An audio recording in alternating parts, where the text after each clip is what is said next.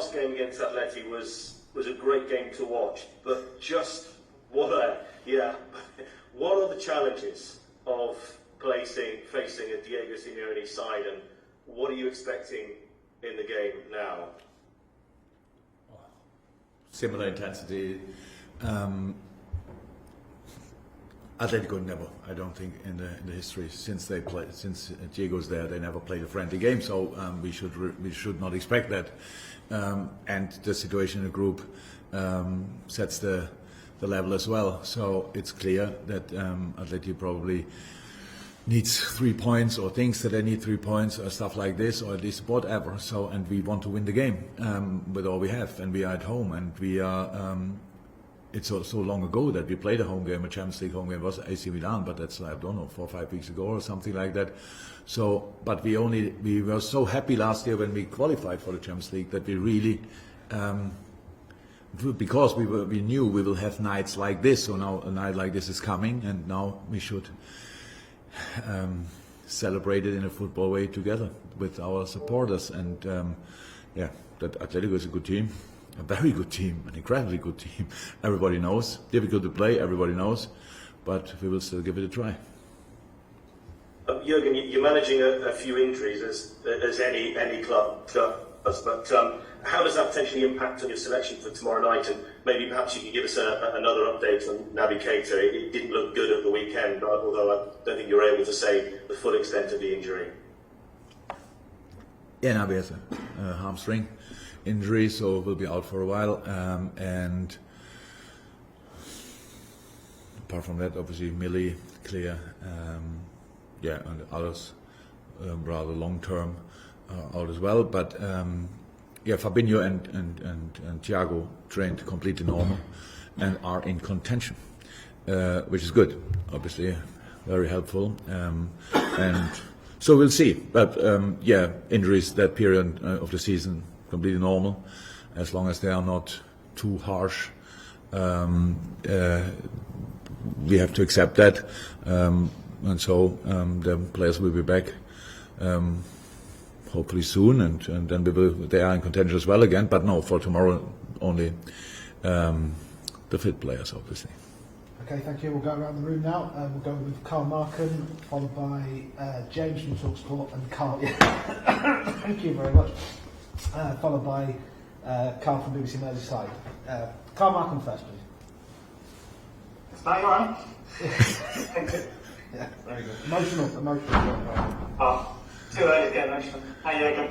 I'm just wondering, a couple of the last few games, you've conceded 2-goal leads. I'm just wondering if that makes, the feeling around, makes you appear more vulnerable to opponents, even if maybe you don't feel that way yourself. Could you ask the question again? So I heard we conceded 2 goals, and then in the last games? You twice conceded two in the leads, yeah? Once against Atletico and then come back, and then against Brighton. Does that give you that perception that you are more vulnerable than maybe you actually feel yourselves? No. You spoke about the defending on Saturday. No, we are not perfect. I know that. I knew that before, and we have to defend situations better. That's absolutely clear. No doubt about that.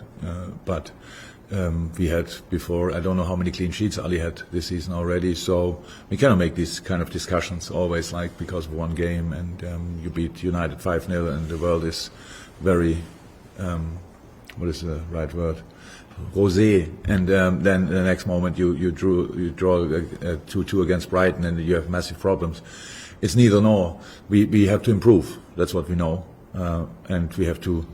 How I said after against Brighton, the best way would have been the best way of defending would have been to keep the ball, to play the football we played in our good periods in the first half especially, and that's what we didn't do, and that was my problem. I knew before the game that there will have problems in moments against Brighton because all teams had it so far. That's just the quality of Brighton.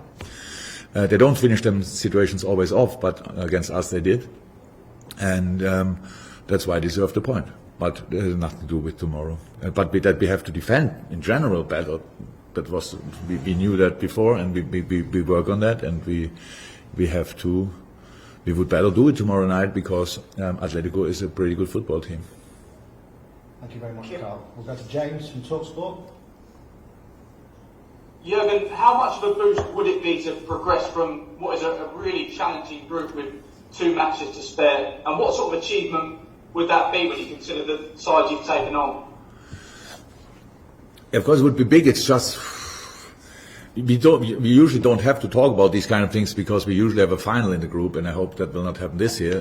Like with the last match day of the group stage, we need then a 1-0 or something like that, and it's not allowed that the opponent scores at all, and all these kind of things. So of course we want to avoid that, but we cannot make the second step before the first step. So the first step is we have just to win against Atletico, and that's already difficult enough. And what it means then, and what kind of achievement it would be, we can talk about afterwards. But that's not for the moment. For the moment, we have to prepare a football game against one of the best sides in the world, and one of the most determined sides in the world. So. And we're best motivated sides in the world. So they obviously go for everything and that all the time. And that's what we know. We play them now the 5th time tomorrow in the tournament and in Munich, I think. And then the 2 games 1.5 years ago. And now, so we know a lot about each other. So there should not be a lot of surprises. So we can prepare the game and play the best possible way we can. That's the idea. Thank you. Now we go to Carl Woodward, one from the BBC. Carl. Hi Jurgen. Hi. On Naby Keita, he came off when you were 2-0 up on Saturday. How much of an impact did it have on the side for the rest of the game? How much will you miss it now he's injured? Yeah, it had an impact, but it's not nothing to do with Ox or whatever. But okay, we have clear patterns, and if you watch us closely, then you see a couple of them. And the right side worked really well together with Naby, Trent, and Mo. That worked really well. And then Oxlade came on. Oxlade obviously a completely different skill set. So it's a completely different player to Naby. A very good one as well, but different. And so that was. Yeah, you could see it that it didn't. But by the way, he set up the second goal. So how I said, it was not about Oxlade. It's just about things, how you do them usually, and then you have to change them and these kind of things. Against a lot of opponents, that would have been not that really obvious. But against Brighton, that day it was, and that's all what we can say. It was a lot about Brighton, how they used our little weaknesses in that game. But that's it pretty much. So now we know we cannot play, so we prepare it in a different way, or maybe 2 different ways, and then we know exactly what everybody's doing. Okay, I'm going to go around some of the overseas guys. I'm not sure whether we require the translation or not. I've got Sony India in the panel, but you've not turned the camera on. I'm not sure if you're just monitoring or if you want the question. It doesn't have an actual name to it at Sony India. Okay, we'll come to you in a second, sir, but we'll go first of all to Fred from Brazil for one question. Then we will go to Andres de la Poza, who looks like he might be on the docks in Liverpool, and then we'll finish this section with Sony India and Paul Joyce. And so, that looks like he's played a role in nice. Narcos. No, it's very nice. It's down there in it's down there on the front. Okay, so we'll go to Fred first of all. Who are you talking about there, Fred? Thanks, Matt. Hi, Jurgen. I'm sorry if this question is somewhat off topic, but last week we all saw Josh Cavallo, that plays in Australian League, coming out as a gay footballer. And he's the only one to do so in any top flight league in the whole world currently. And the history of male football doesn't give us many examples like Josh. You have more than 30 years in the industry. And is it possible to understand why the male football seems not to be historically an open and safe environment for players and managers from different sexuality?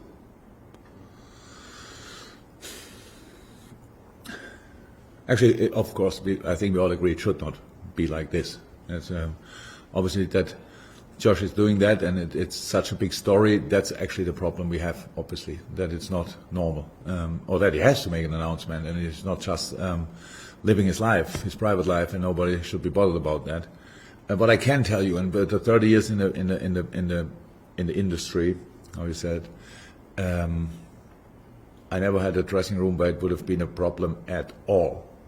So the problem is not the inner circle. Obviously, the problem is the wider thing, and yeah, we all have to work on. Still, obviously, that's very disappointing that we have still to work on that, but we have to work on it. That's how it is. That these kind of things, that these kind of news are not necessary. Nobody has to make an announcement like that, and nobody has to open up in a. I didn't say that I'm hetero, so I didn't have to. So that these kind of things should be just completely normal.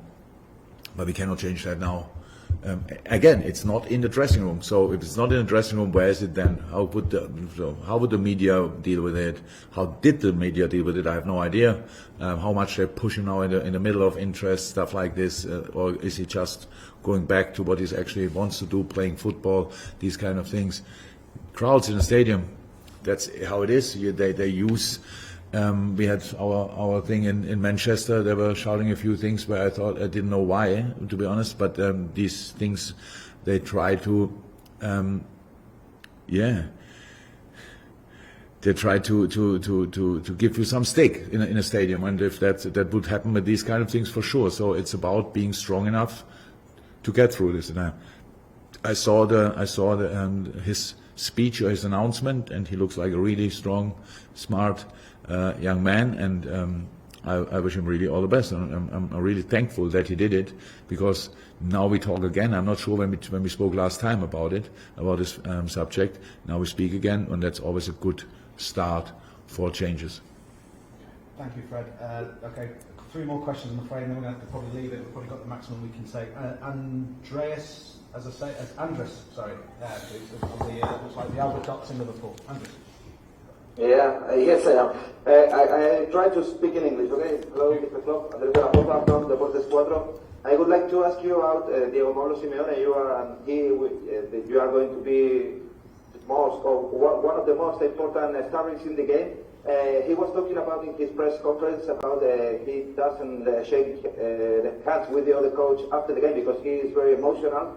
I don't know if you agree with this behavior, and what do you think about Diego Simeone? He is talking about he respects you a lot as a coach, but he cannot talk about you as a person because he doesn't know. Do you think because you are passionate, you could be as if you know yourselves? Thank you. So I got everything, but I think the majority. So that's exactly how it is. I respect a lot what he's doing. I said that before and after the game. And but as private people, we cannot speak about each other we can, of course, but we don't know each other pretty well. So that's the case. But I couldn't respect him more. The things he's doing at Atletico and for how long he's doing it is up there, absolutely exceptional. In a really against a lot of really strong sides, being in such a good position years after year after year. That's really impressive. Was there a question involved about the handshake or whatever? Yeah, okay. So, how I said after the game, if I would have known he doesn't do it and I didn't know, then I wouldn't even tried it. Then I tried it, then I was waving or whatever. That was not necessary for me. I was really not happy with that. But how, as you said, how I know we are both emotional, and that was my emotion then. Was not necessary, but now I know he doesn't want to do it after the game, so no problem. So before the game, we shook hands actually before the game, so we'll do that probably tomorrow night as well, I assume. But after the game, not. Fine, absolutely no problem. And then we all can go home happily, at least in that department. And but in between the two handshakes, it's a very important game for us, and that's what I'm much more concerned about. That's what I'm much more thinking about. It will be a tough one. We know that, but it's our home ground, and we want other teams to feel that as well. We want to create a really special atmosphere tomorrow night in a highly emotional game. Not only managers are emotional, the players as well. Both teams are really determined. There's great attitude. They fight for everything, and that's what we probably will see tomorrow night. So I'm really looking forward to it. It's a massive game against a super side, but we are not too bad as well. Thank you, and just enjoy the Liverpool sunshine. The final 3 questions now. We've got, I think, Richard from sunny India next, then we'll go to Diego, and then Paul Joyce to finish. But Richard, I hope I pronounced your name correctly. Thank you. Hi, just wanted to ask, Liverpool have conceded like around 12 goals in the last 9 or 10 games after a very solid start. So has that been a defensive issue for you in the recent games, or is it compounded by the injuries in the midfield department for you? So we conceded 12 goals in the last 9 or 10 games. After Thursday, okay. Yeah, look, we can talk about it. It's no problem. We talk about that internally, you can imagine. In analyze, goals to concede are obviously part of, and we talk about that. And most of the goals happen because something is not right. And that's what we are working on. Unfortunately, that's not a massive pattern now that the goals always happen in the same way. We have some things which we recognized, saw, and hopefully stopped. But then sometimes in football, next game, different problem. We see the game as a complex game. But it is, not we see it like it is a complex game, and that means you have to consider pretty much each part of the game. You have the ball, that doesn't mean you are only offensively, you need people in protection. You don't have the ball, that doesn't mean everybody's in a challenge, but you need help around, you need a good positioning for after winning the ball, all this kind of thing. So that's how we see it. So that means the general thing is okay, but in details we have to improve. We know that, and that's what we are absolutely working on. Okay, thank you. Now we go to Diego Plaza. Diego, you're there? I think you were in your car a second ago. You want to unmute and ask the question? Disappeared. I think we may have lost Diego, in which case that's fine. So Paul Joyce is definitely on. Paul, I don't know if you want to unmute and ask the question. We'll go to you. Come on. Hi, Jürgen. I was just wondering how you reflect now on the Atletico game at Anfield in March 2020. I think it was one of the few times when you said that, or the only time when your mind wasn't fully on the football match. How do you look back at that, the events surrounding that game now, please? Not too much really, but of course now before the home game again, you from time to time you think a little bit about it, but yeah, straight 18 months since then, really. The world turned in parts upside down. I'm not sure we could have imagined that night. I think we all, or most of us, had a sense of it, that something really drastic can happen to us and to the society, and that what happened. But in that night I didn't know, obviously, to which extent. But yeah, it's 18 months ago. Crazy. You're right. It was the one game. When I thought about this game later, like in April, May or whatever, after that, and thinking it was the last game we played, I never thought about it like about a football game. Just in my mind, it was a really strange moment, to be honest. Before the game, after the game, everything what happened, the news you got before the game, the changes in Madrid.